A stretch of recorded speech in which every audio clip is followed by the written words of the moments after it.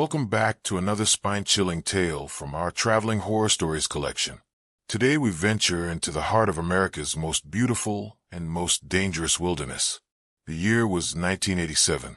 The leaves were turning golden in Yosemite National Park, and the tourist crowds had finally thinned out for the season. It was the perfect time for serious hikers to explore the park's most remote and treacherous trails. But before we begin this terrifying journey, if you haven't already, please hit that subscribe button and ring the notification bell. Trust me, you don't want to miss what happens next in our collection of true horror stories. David Wellington was not your average weekend warrior. This 34-year-old Canadian mountaineer had conquered peaks across 3 continents. He had survived avalanches in the Alps, navigated through blizzards in Alaska, and trekked through the most hostile terrains known to man. His friends back in Toronto often joked that David had ice water running through his veins instead of blood. But even David Wellington could not have prepared for what was waiting for him in the shadows of Yosemite's ancient granite walls. On October 15th, David checked into the Yosemite Valley Lodge, his worn leather hiking boots echoing against the wooden floors. The desk clerk, a young woman named Jennifer from Oregon, later told investigators that David seemed different that day. His usual confident smile was replaced by something she described as unsettling anticipation. He kept looking over his shoulder, Jennifer recalled months later, her voice barely above a whisper, like something was following him. But when I turned to look, there was nothing there, just empty space and shadows that seemed to move on their own. David's plan was simple. He would hike solo to the forbidden section of the park, an area that rangers rarely patrolled due to its dangerous terrain and history of unexplained incidents. His destination was the infamous Devil's Backbone Trail, a narrow ridge that had claimed the lives of 7 hikers over the past decade. The morning of October 16th dawned gray and cold. Thick fog rolled through the valley like ghostly fingers, clinging to the massive sequoia trees that had stood silent witness to countless secrets. David loaded his backpack with enough supplies for 5 days, though he planned to return in 3. As he signed out at the ranger station, Park Ranger Michael Thompson from Colorado noticed something ODD about David's behavior. He seemed nervous, Michael told investigators later. In all my years working here, I've never seen an experienced hiker look so afraid. His hands were shaking when he signed the logbook. What David didn't know was that he was walking directly into the heart of Yosemite's most terrifying mystery. The first day of his hike passed without incident. David's journal, later recovered by search teams, contained normal entries about the weather, the trail conditions, and the breathtaking views. But starting on the second day, his handwriting began to change. The neat, precise letters became shaky and erratic. "Something is wrong here," he wrote on October 17th. "The silence is too complete. No birds, no insects. Even the wind has stopped. It's like the entire forest is holding its breath, waiting for something terrible to happen." That night, according to his journal, David heard footsteps circling his campsite. Heavy, deliberate footsteps that stopped whenever he tried to locate their source. When he called out into the darkness, asking if anyone was there, the only response was his own voice echoing back from the granite cliffs, but distorted, as if something else was speaking his words back to him. October 18th brought even more disturbing entries. David wrote about finding strange symbols carved into the bark of ancient trees. Symbols that seemed to change when he wasn't looking directly at them. The photographs in his camera would later show these markings clearly, but investigators could never identify their origin or meaning. "The trees are watching me," David scribbled frantically in his journal. "I can feel eyes everywhere. When I turn around quickly, I catch glimpses of shapes moving between the trunks. They're tall and thin, and they don't move like humans should." By the 4th day, David's journal entries became increasingly erratic and frightening. His handwriting deteriorated to barely legible scrawls across the pages. He wrote about hearing voices calling his name from different directions, leading him deeper into areas of the park that didn't appear on any official map. "The voices sound familiar," he wrote. "They sound like my sister Catherine from Vancouver, like my old climbing partner James from Manchester. But that's impossible. They don't know I'm here, and James has been dead for 3 years. On the morning of October 19th, David made his final journal entry. Just 3 words written in shaking letters across the page. They've found me. When David failed to return by his scheduled date, his brother Robert flew in from British Columbia to coordinate the search effort. Park authorities immediately dispatched their most experienced search and rescue teams, led by Captain Lisa Rodriguez from Arizona.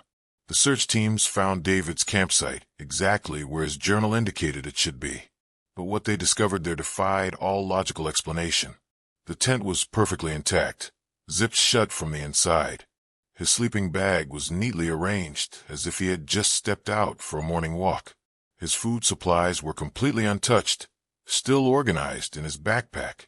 But David Wellington was nowhere to be found.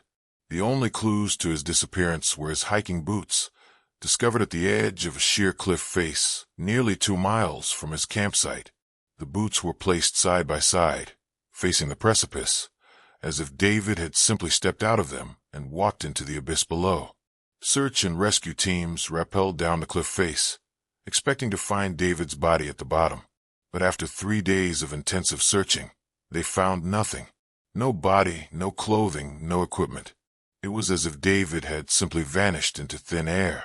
The most disturbing discovery came when investigators developed a film from David's camera. The final photograph, taken on October 19th, according to the timestamp, showed David's campsite at dawn. The image appeared normal at first glance, but when investigators examined it more closely, they noticed something that made their blood run cold. In the background, partially obscured by morning shadows, stood a tall, impossibly thin figure. The creature appeared to be watching David from between 2 massive pine trees. Its features were indistinct, but unmistakably inhuman. Long, spindly arms hung at its sides, and its head was tilted at an unnatural angle, as if studying its prey. Photography experts from the FBI analyzed the image extensively, looking for signs of tampering or double exposure. But their conclusion was unanimous. The photograph was completely authentic and unaltered. The case of David Wellington's disappearance became one of the most puzzling mysteries in Yosemite's history.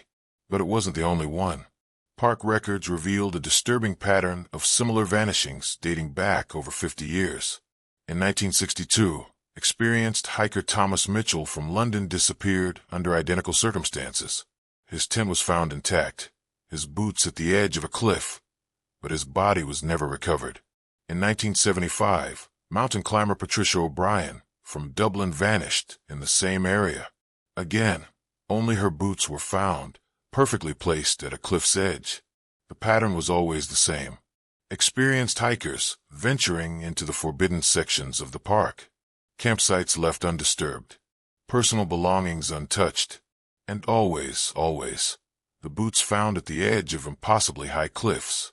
Local Native American tribes had stories about this area of Yosemite that stretched back generations. They spoke of the shadow walkers, tall, thin beings that lived in the deepest parts of the forest. According to legend, these creatures would call to lost travelers, mimicking the voices of their loved ones to lure them deeper into the wilderness. The tribes believed that those taken by the shadow walkers were not killed but transformed, forced to join their ranks and help hunt for new victims. They warned that on certain nights, when the moon was dark and the mist rolled thick through the valleys, you could hear the voices of the missing calling out from the depths of the forest. Park authorities tried to keep the disappearances quiet, fearing they would damage tourism. But stories have a way of spreading, especially terrifying ones. Local rangers began reporting strange incidents. Hikers would return from overnight trips, claiming they had heard familiar voices calling to them from the darkness. Others reported seeing impossibly tall figures moving between the trees at the edge of their vision. One park ranger, Benjamin Clark from Australia, had his own encounter with whatever lurks in Yosemite's shadows. During a routine patrol in 1994, 7 years after David's disappearance, Benjamin was following the same trail when he heard his deceased father calling his name from the forest. The voice was perfect, Benjamin later told investigators. Every inflection, every accent from back home in Sydney. It was definitely my father's voice. But my father died when I was 12 years old. There was no way he could be in those woods. Benjamin followed the voice, despite his training telling him not to. He found himself walking deeper and deeper into unmarked territory, drawn by the familiar sound of his father's voice promising to show him something wonderful. It wasn't until he realized the sun was setting and he had been walking for hours that he snapped out of the trance-like state. When Benjamin tried to retrace his steps, he discovered something horrifying. His own footprints in the soft earth were accompanied by other tracks. Long, narrow impressions that looked almost human, but were far too large, and had too many joints in what should have been the foot area. Benjamin radioed for backup, and was rescued 12 hours later, found wandering in circles in a part of the park that didn't exist on any map. He resigned from the Park Service the following week and moved back to Australia, refusing to speak about his experience for years. The disappearances continued sporadically over the following decades, never more than 1 or 2 per year, always following the same pattern. The victims were invariably experienced hikers or climbers, people who knew the wilderness and wouldn't normally make fatal mistakes. In 2003, wildlife photographer Nathan Foster from Scotland was the next to vanish. His expensive camera equipment was found neatly arranged in his tent, but Nathan was gone. The memory card from his camera contained hundreds of photos from his week-long expedition, but the final image was the most disturbing yet. The photograph showed Nathan himself, but he appeared to be sleeping while standing upright against a tree. His eyes were closed and his face was peaceful, almost blissful.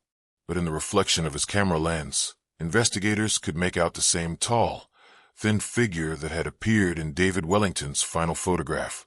This time, the creature was much closer, its elongated hand resting on Nathan's shoulder. What made this image even more terrifying was the timestamp. It was taken at 3:17 a.m., but according to Nathan's journal, he had gone to sleep in his tent at 11 p.m. and had planned to sleep until sunrise. How had he ended up standing against a tree in the middle of the night with no memory of leaving his tent? The investigation into Nathan's disappearance revealed something even more disturbing. Analysis of the photographs showed that the mysterious figure had been present in dozens of images throughout Nathan's week-long trip, always in the background, always partially obscured, but consistently following him as he moved deeper into the wilderness. In the earliest photos, the figure was barely visible, just a dark shape at the very edge of the frame. But as the week progressed, it grew bolder, moving closer to Nathan's position in each subsequent image. It was as if the creature had been stalking him, learning his patterns and waiting for the perfect moment to strike. Park psychologists theorized that the victims might be suffering from some form of mass hysteria or shared delusion brought on by the isolation and stress of solo hiking in remote areas. But this theory fell apart when investigators realized that the missing hikers had disappeared during different seasons and years, with no connection between them other than their choice of hiking location. The most recent disappearance occurred just 5 years ago in 2020. Dr. Amanda Richardson, a geology professor from Oxford University, was conducting research on Yosemite's unique rock formations when she vanished without a trace. Her research notes, found in her undisturbed campsite, contained increasingly frantic observations about being watched and followed. "The shadows move wrong here," she wrote in her final entry. "They fall in directions that don't match the sun's position, and at night, they move independently of any light source. I've documented 17 separate instances where shadows have moved against the natural laws of physics." Dr. Richardson's camera contained over 300 photographs of rock formations and geological features. But buried among these scientific images were dozens of photos showing the same tall, thin figure that had appeared in previous cases. The creature seemed to be posing for the camera in some images, as if it wanted to be photographed. The most chilling aspect of Dr. Richardson's photographs was that they showed not one, but multiple figures. The images revealed at least 4 distinct shadow walkers, all impossibly tall and thin, with features that seemed to shift and blur whenever the camera tried to focus on them directly. Current park policy officially discourages solo hiking in the Devil's Backbone area, though they cite unstable terrain and weather conditions, rather than mentioning the true reason. Unofficial policy among rangers is much more direct. Nobody goes into that section of the park alone, and nobody goes there after dark under any circumstances. But the shadow walkers are not content to remain in their remote corner of Yosemite. Recent reports from hikers and campers suggest that the creatures are becoming more active, venturing closer to populated areas of the park. Trail cameras have captured images of impossibly tall figures moving through moonlit clearings, always at the very edge of the camera's range. Local wildlife has begun behaving strangely as well. Birds refuse to nest in trees near the Devil's Backbone Trail. Deer and other large mammals avoid the area entirely, creating an unnatural silence that experienced rangers describe as deeply unsettling. The official position of the National Park Service is that the disappearances are coincidental and can be explained by the dangerous terrain and unpredictable weather conditions common to the area. They point to statistics showing that Yosemite experiences dozens of hiking accidents and disappearances each year, most of which are eventually resolved through standard search and rescue procedures. But park employees tell a different story in private. They speak of radio communications that pick up voices of missing hikers weeks after their disappearances, always calling for help from locations that don't exist on any map. They describe the feeling of being watched during routine patrols, and the sound of footsteps that stop whenever they turn around. Night shift employees report the most disturbing encounters. Security guards patrolling the visitor centers describe seeing groups of impossibly tall figures standing at the tree line, just beyond the reach of the security lights. The figures never move or make any threatening gestures. They simply stand and watch with an intelligence that feels distinctly inhuman. The truth about what happened to David Wellington and the others may never be known. Their families continue to hope for answers, for some closure to their decades of not knowing. But those hopes grow dimmer with each passing year as the forest keeps its terrible secrets buried in shadow and silence. If you ever find yourself hiking alone in Yosemite's remote areas, and you hear a familiar voice calling your name from the darkness, remember David Wellington's story. Remember that the shadow walkers are patient hunters who can perfectly mimic the voices of those you love most. Don't follow the voices, no matter how familiar they sound. Don't trust the shadows that move independently of their light sources. And if you see boots placed neatly at the edge of a cliff, with no sign of their owner anywhere nearby, turn around and leave immediately. Because in the deepest, darkest corners of Yosemite National Park, something ancient and hungry is always watching and waiting for the next solo hiker who ventures too far from the safety of marked trails and populated campsites. The shadow walkers have been patient for generations, and they can wait for generations more. But they're always looking for new voices to add to their collection, new forms to mimic when they call out to future victims from the endless darkness between the trees. David Wellington's boots still sit in an evidence locker at the Yosemite Ranger Station, covered in dust and tagged with a case number that will never be closed. Sometimes, on particularly quiet nights, the rangers swear they can hear David's voice echoing through the empty corridors, calling out from somewhere far beyond the reach of any search and rescue team. The forest remembers everything, and in Yosemite's shadows, the missing are never truly gone. They become part of something larger, something that has been hunting in these mountains since long before the first human ever set foot on these ancient trails. And they're still hunting today. The wind howled across the endless stretch of asphalt that cut through the heart of America like a scar across the earth. Route 66, the Mother Road, a highway that had witnessed more secrets, more tragedies, and more unexplained phenomena than any other road in the world. It was a cold October night when Detective James Morrison first heard the story that would change his life forever. He had been driving for 12 straight hours, his eyes burning from the constant glare of oncoming headlights, when he decided to stop at a rundown diner just outside Kingman, Arizona. The neon sign flickered erratically above the entrance. Half the letters were burnt out, casting eerie shadows across the empty parking lot. Inside, the fluorescent lights hummed with an unsettling frequency that seemed to vibrate through his bones. Behind the counter stood an elderly waitress named Dolores Wellington, her weathered face telling stories of decades spent serving travelers on this forgotten stretch of highway. Her hand shook slightly as she poured coffee into a chipped ceramic mug. "You look like you've seen something out there," she said, her voice barely above a whisper. James raised an eyebrow. "What makes you say that?" Dolores glanced toward the window, where the darkness seemed to press against the glass like a living thing. "Most folks who stop here this late, they've had an encounter with her." Her, the old woman's eyes grew distant, as if she were looking at something far beyond the walls of the diner. "The girl on the road. Pretty little thing. Always wearing the same white dress. Always asking for the same ride." James felt a chill run down his spine, though he couldn't explain why. "What girl?" Dolores leaned closer, her voice dropping to a barely audible whisper. "Started about 53 years ago. Right after the accident. Drivers would pick her up just outside town, near mile marker 247. She'd climb into their car, quiet as a ghost, and give them an address on Maple Street. But she never makes it there." The detective in James kicked in. "What happens to her?" "She disappears. Vanishes right out of the passenger seat. And when the drivers go to that address..." Dolores paused, her hands trembling more violently now. "They find out she died in a car crash on that very spot. October 15th, 1971. James wanted to laugh, to dismiss the story as small-town folklore designed to entertain gullible tourists. But something in Dolores' eyes, something raw and terrified, made him believe every word.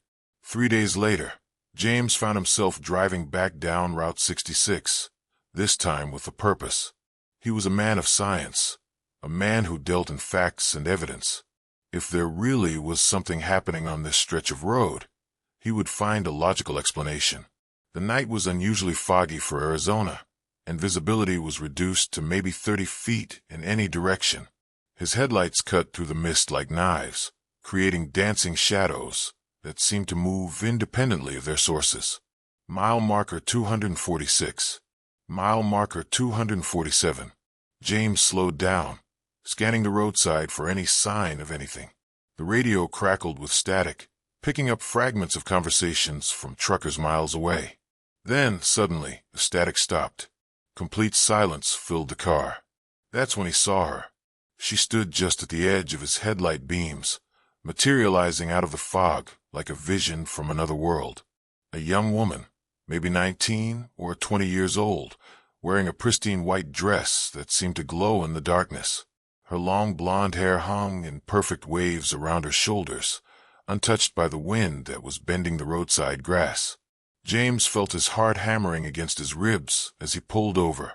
Every instinct told him to drive away, to floor the accelerator and never look back. But something stronger compelled him to stop. The girl approached the passenger's side window with movements that seemed to float rather than walk. When she tapped on the glass, the sound echoed strangely, as if it were coming from very far away. James rolled down the window with trembling fingers. The girl smiled, and her smile was beautiful and terrible at the same time. "Could you give me a ride?" she asked. Her voice was like music, but there was something wrong with it. It sounded hollow, as if it were being played through an old radio with poor reception. "Where do you need to go?" James managed to ask, though his throat felt dry as sandpaper. 1247 Maple Street, she replied without hesitation. "It's not far." James knew the address. It was the same one Dolores had mentioned. Against every fiber of his being screaming at him to refuse, he reached over and unlocked the passenger door. The girl slid into the seat with fluid grace. The temperature in the car immediately dropped by what felt like 20 degrees. James could see his breath forming clouds in the air, though moments before it had been comfortably warm. As they drove, James stole glances at his passenger. Her skin was pale as moonlight, and she stared straight ahead with eyes that seemed to reflect no light whatsoever. She didn't blink. She didn't breathe. She didn't move at all except for the gentle swaying caused by the car's motion. "What's your name?" James asked, trying to break the suffocating silence. "Lily," she replied, though her lips barely moved. Lily Thompson. The name hit James like a physical blow.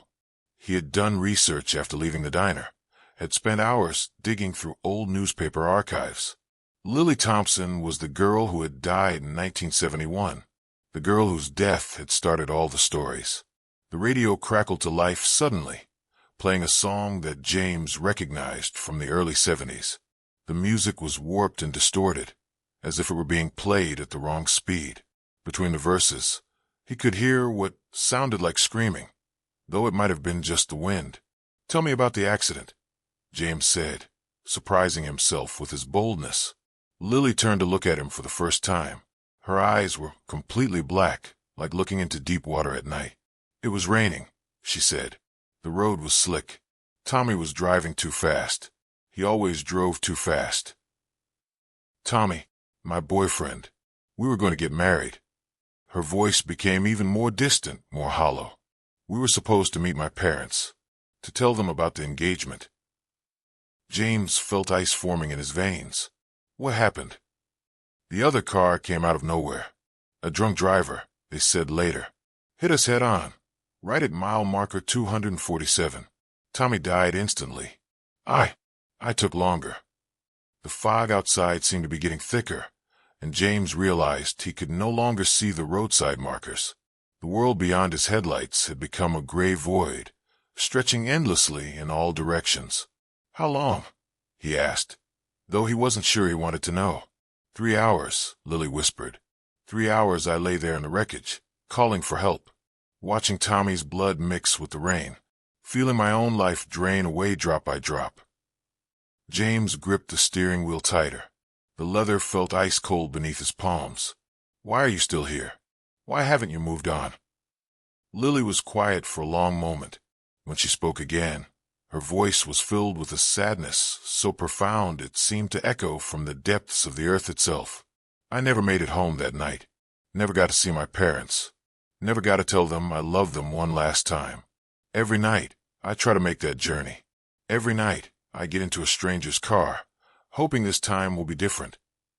The GPS on James' dashboard began malfunctioning, the screen flickering between random locations before finally going black. The car's heater had stopped working entirely, and frost was beginning to form on the inside of the windows. "But it never is different, is it?" James asked, though he already knew the answer. "No," Lily replied. "Something always goes wrong. The driver gets scared. The car breaks down. Or what? Or they realize who I am." The headlights began to dim, as if the car's battery were dying. In the growing darkness, James could barely make out the road ahead. The white lines seemed to be moving, writhing like snakes across the asphalt. "James," Lily said, and hearing his name from her lips sent a shock of terror through him. He had never told her his name. "How do you know? You're not the first person to come looking for me. Over the years, there have been others. Investigators, journalists, people like you, try to solve the mystery." The car began to slow down, though James hadn't touched the brakes. The engine was sputtering, coughing like a dying animal. Outside, the fog had become so thick it was like driving through cotton. "What happened to them?" James whispered. Lily turned to face him fully now, and in the dying light of the dashboard, her face looked like a skull covered with thin paper. "They found out the truth, the real truth about that night. Which is, that wasn't an accident." The words hung in the air like a curse. James felt his blood turn to ice water in his veins. "What do you mean?" "The drunk driver who hit us. His name was Richard Hayes. He was a wealthy businessman from Phoenix. Had connections. Money. Power." Lily's voice was becoming more distorted with each word, as if she were speaking through water. "The crash was covered up, made to look like a tragic accident. But Richard Hayes was stone sober that night." "Then why?" "Because Tommy had been asking questions. About Richard's business. About certain irregularities in the books at the company where Tommy worked as an accountant. Tommy had evidence. Documents that could have sent Richard to prison for decades." The car finally died completely, rolling to a stop in the middle of the highway. The silence was absolute. broken only by the sound of James' labored breathing. The fog pressed against the windows like seeking fingers. "So Richard killed you both to keep Tommy quiet," James said, "and he got away with it. Lived another 30 years before dying peacefully in his sleep. Never paid for what he did to us. Never even acknowledged what he had taken from our families." Lily's form was beginning to fade now, becoming translucent. James could see the passenger seat through her body. "But you're not really Lily Thompson, are you?" James asked, pieces of the puzzle finally clicking into place in his mind. The thing wearing Lily's face smiled, and this time the smile was full of sharp teeth. "Very good, Detective Morrison. You're smarter than the others." The temperature in the car plummeted to Arctic levels. James' breath came out in thick clouds, and ice began forming on every surface. His fingers were going numb, and he could no longer feel his feet. "You're something else. Something that feeds on the guilt and fear surrounding that accident. You've been using Lily's image to lure people out here for decades." "The girl provides such a convenient cover story," the thing said, its voice no longer even remotely human. It sounded like grinding metal and breaking glass. "People are so eager to believe in ghost stories, in unfinished business and restless spirits seeking closure. They never suspect the truth. Which is that some places are just hungry, that some stretches of road develop an appetite for human suffering. The accident in 1971 was just the first meal. Every disappearance since then has only made it stronger." The fog outside began to move in unnatural patterns, swirling and coalescing into shapes that might have been faces. Dozens of faces, maybe hundreds. All the people who had vanished along this stretch of highway over the past 5 decades. "You're the road," James whispered in horrified understanding. "You're not just something that haunts the road. You are the road. I am the hunger that lives in the asphalt and concrete. I am the thirst that dwells in every mile marker and guardrail. And you, Detective, are going to help me feed once again." The thing that had been pretending to be Lily began to change, its form expanding and distorting until it filled the entire passenger side of the car. Its eyes became headlights, burning with malevolent intelligence. Its mouth opened to reveal not teeth, but the broken yellow lines of highway pavement. James tried to open the driver's side door, but it wouldn't budge. The handles had become part of the car's interior, fused with the metal as if they had never been separate pieces. The windows wouldn't roll down. The car had become his tomb. "Every 53 years, I need to renew myself," the entity explained, its voice now coming from the car's speakers, from the radio, from the very air around him. "I need fresh blood to soak into the foundation, fresh bones to strengthen the roadbed, fresh souls to power the hunger for another half-century." "Why me?" James gasped, his vision beginning to blur from the cold. "Because you came looking for the truth. And the truth, Detective, is that some mysteries are better left unsolved. Some stones should never be turned over. Some roads should never be traveled." The car began to sink into the asphalt as if the road surface had turned to quicksand. James felt the vehicle tilting backward as it was pulled down into the hungry earth. Outside, the fog had taken on the appearance of reaching hands, all trying to pull him deeper into the road's embrace. "Your disappearance will be just another mystery," the entity continued. "Just another story for late-night travelers to share over coffee at roadside diners. In a few years, someone else will come looking for you, just as you came looking for Lily, and the cycle will continue." James felt the cold claiming his extremities, spreading inward toward his heart.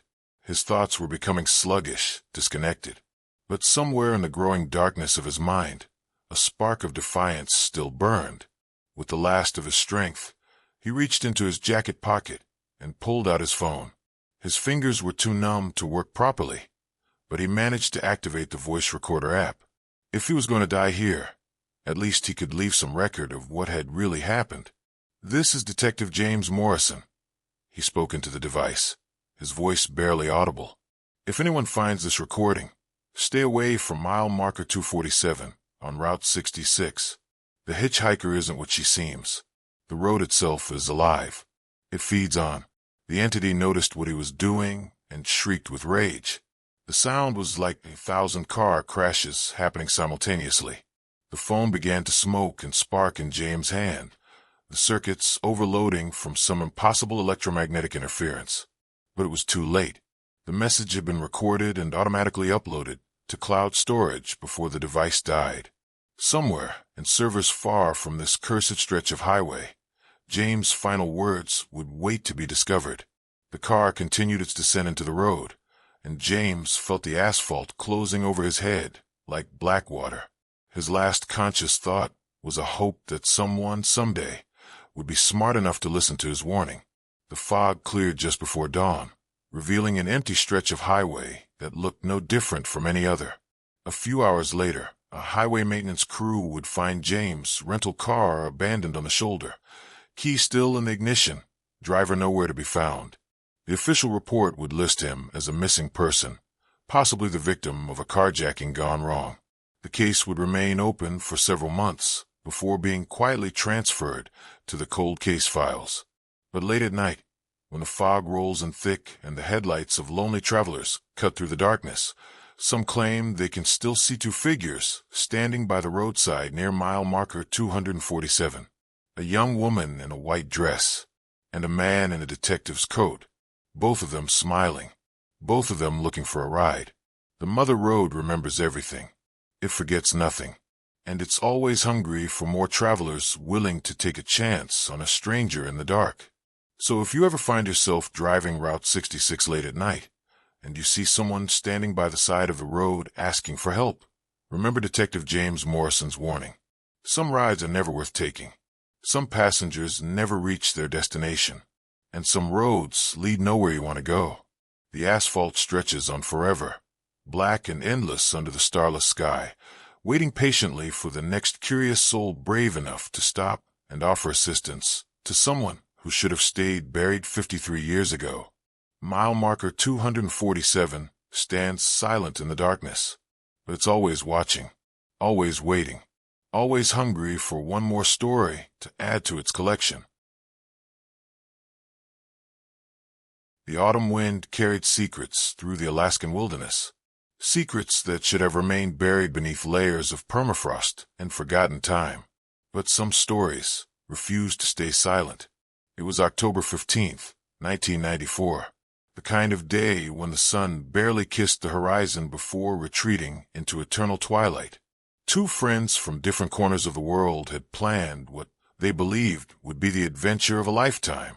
They had no idea it would be their last.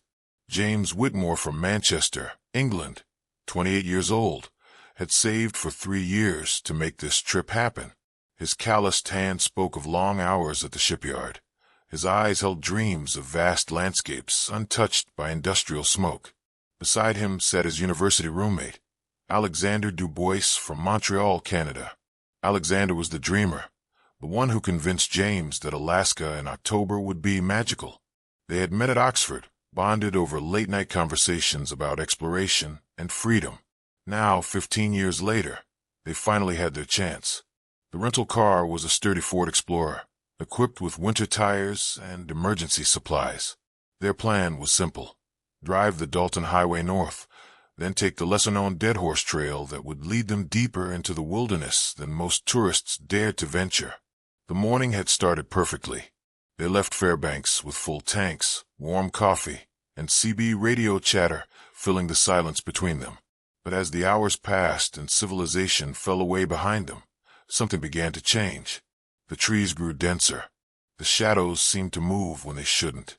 And the radio started picking up transmissions that made no sense. "You getting this, Alex?" James asked, adjusting the CB frequency. Static mixed with what sounded like whispers. Alexander frowned, his French-Canadian accent thicker when he was nervous. Probably just atmospheric interference. These northern regions, they play tricks with radio waves. But James wasn't convinced. He had worked with radio equipment at the docks. This was different. This sounded deliberate. They had been driving for 6 hours when they reached the turnoff. A weathered wooden sign, barely visible through the gathering dusk, read, "Deadhorse Trail, Authorized personnel only. Below it, in smaller letters that seemed carved by hand, distance unknown. Travel at own risk. That's encouraging, James muttered, but Alexander was already excited. Come on, mate. This is exactly what we came for. The real Alaska, not some tourist trap. James reluctantly turned onto the gravel road.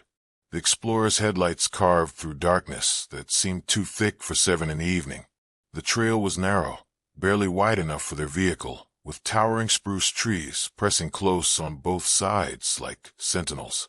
For the first hour, they talked nervously about normal things.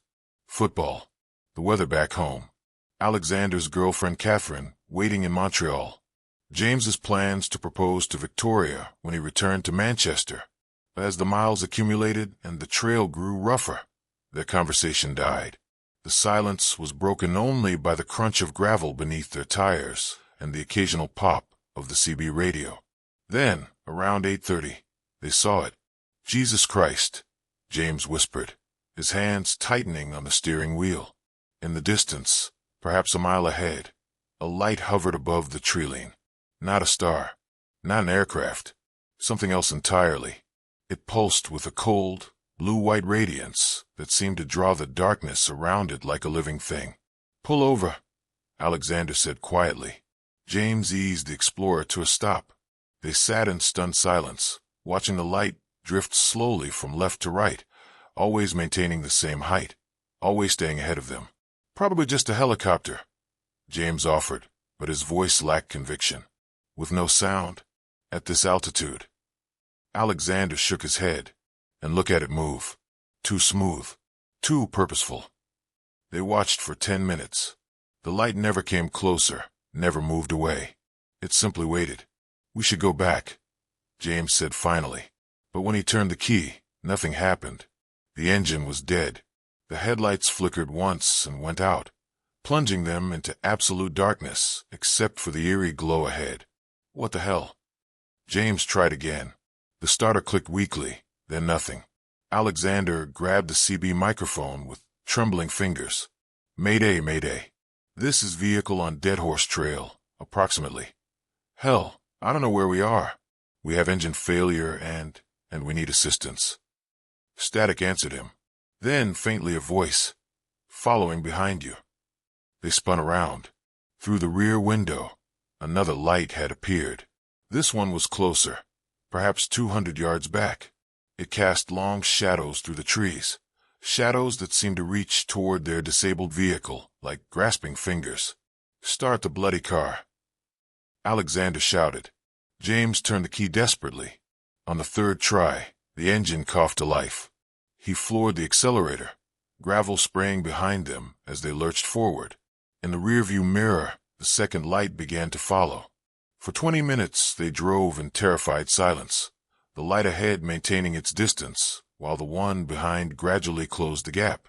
The CB radio crackled with intermittent transmissions, fragments of voices speaking languages they couldn't identify, coordinates that made no sense, and beneath it all, a sound like breathing. Then James saw something that made his blood freeze. Alex, look at the odometer. They had been driving for 20 minutes at roughly 40 miles per hour. They should have covered over 10 miles, but the odometer showed they had traveled exactly 0.3 miles. That's impossible, Alexander whispered, unless we're driving in circles. But this is a straight road. The light ahead pulsed brighter, and suddenly the forest around them fell silent. No wind, no insects, no sound except their own panicked breathing and the low rumble of the engine. There, Alexander pointed ahead. A clearing. James saw it too. A break in the trees where the trail widened into what looked like a natural parking area. Without thinking, he pulled over and killed the engine. They sat in darkness, watching both lights hover at the tree line, maintaining their distance like predators evaluating prey. The CB radio hissed, and then clearly, impossibly, they heard Alexander's own voice. Mayday, mayday. This is vehicle on Deadhorse Trail. That's my transmission from an hour ago, he breathed. James grabbed the microphone. This is James Whitmore and Alexander Dubois on Deadhorse Trail. Our position is... He paused, realizing he had no idea where they were. We're being followed by unknown lights. We need immediate assistance. The response came immediately in James's own voice. This is James Whitmore and Alexander Dubois on Deadhorse Trail. Our position is, we're being followed by unknown lights. We need immediate assistance. Then silence. They stared at the radio in horror. The lights began to move closer, casting their cold radiance through the windshield. In that unnatural glow, they could see details of the clearing that shouldn't have been visible.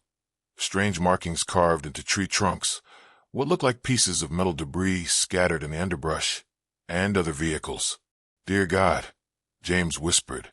Half hidden by brush and shadow were the rusted remains of cars, trucks, and even what looked like military vehicles. Some appeared decades old, others seemed recent. All empty, all abandoned. The light behind them was now close enough that they could feel heat through the rear window. Alexander turned around and screamed. The light wasn't just following them. Something was carrying it. A shape too large and too wrong to be natural, moving between the trees with fluid grace. "Drive! Drive!" Alexander shouted. James turned the key. Nothing. He tried again. The starter clicked once and died. The lights were moving closer from both directions now, and in their combined radiance, the friends could see the clearing's true nature.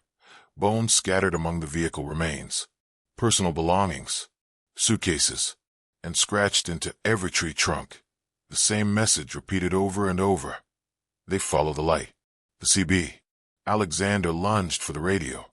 "Mayday. This is Alexander Dubois and James Whitmore. There's a light following us in the sky.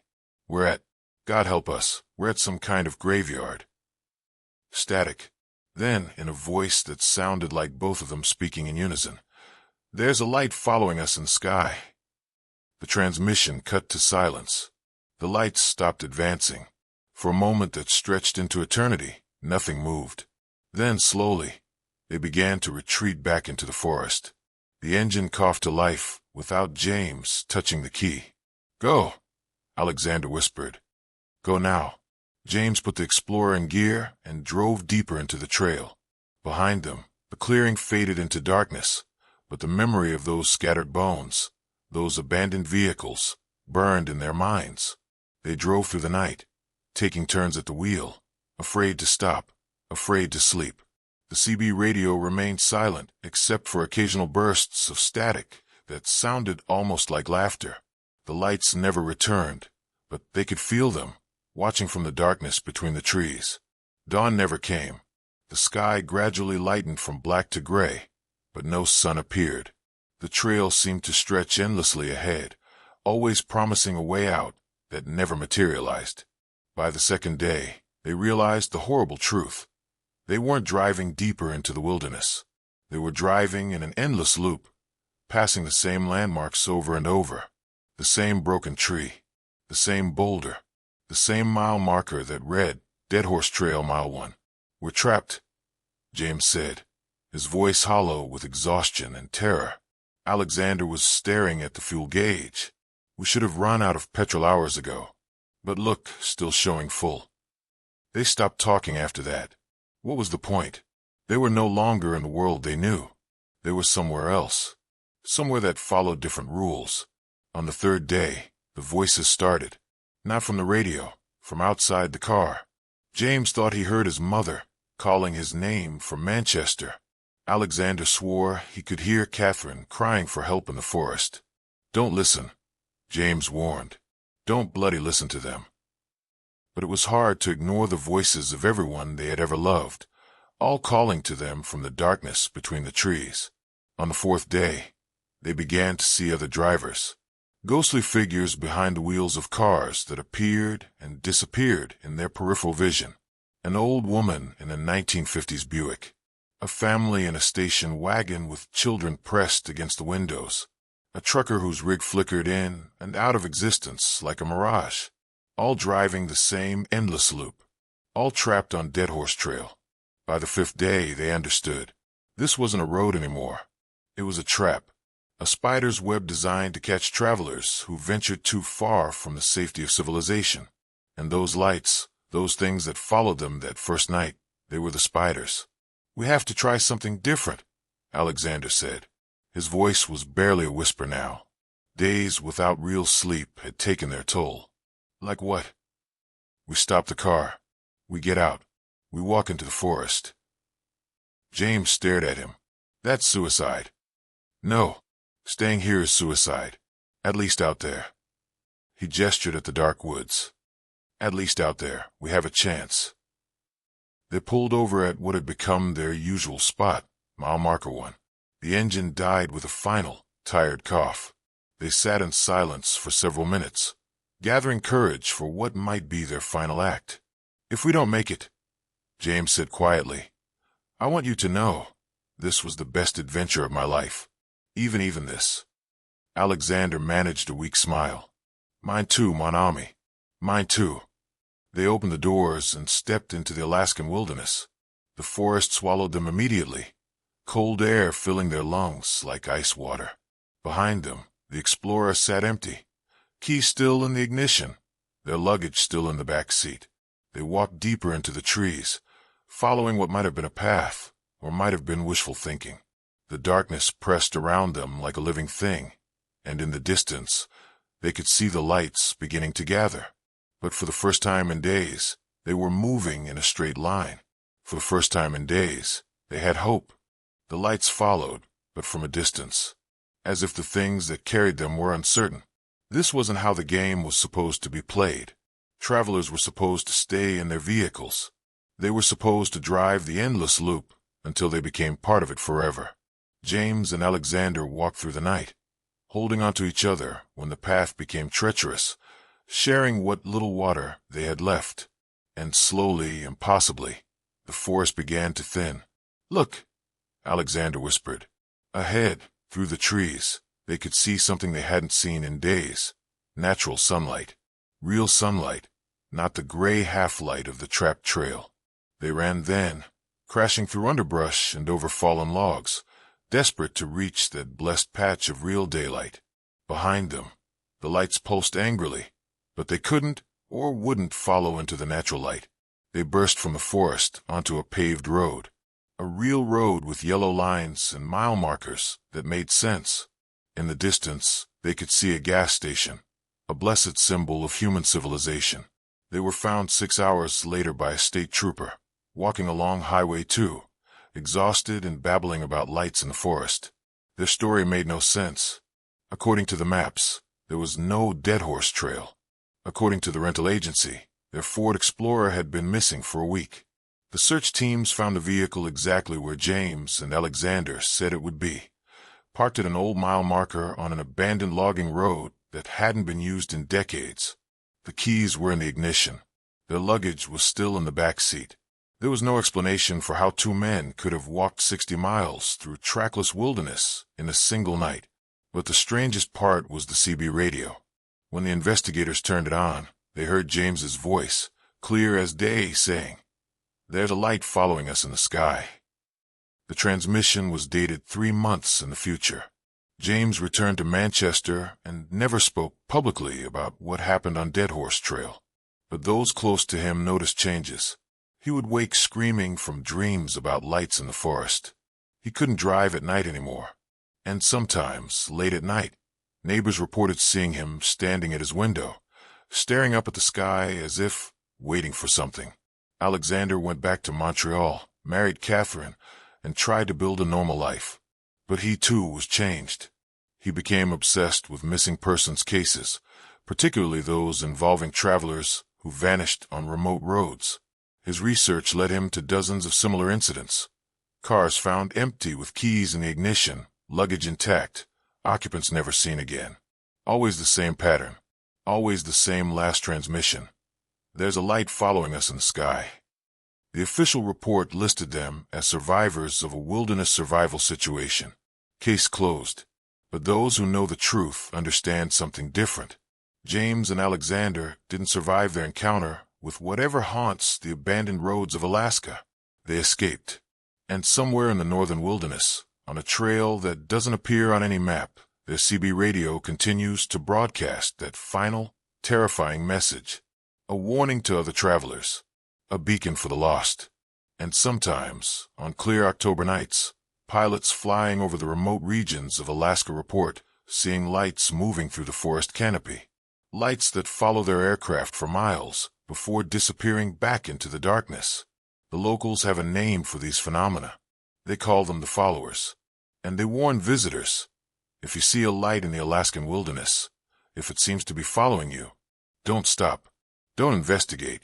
And whatever you do, don't let it catch you.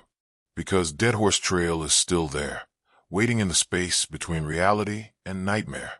And those lights, those patient, hungry lights, are always looking for new travelers to join their eternal convoy of the lost. The last verified transmission from that area was received just last month.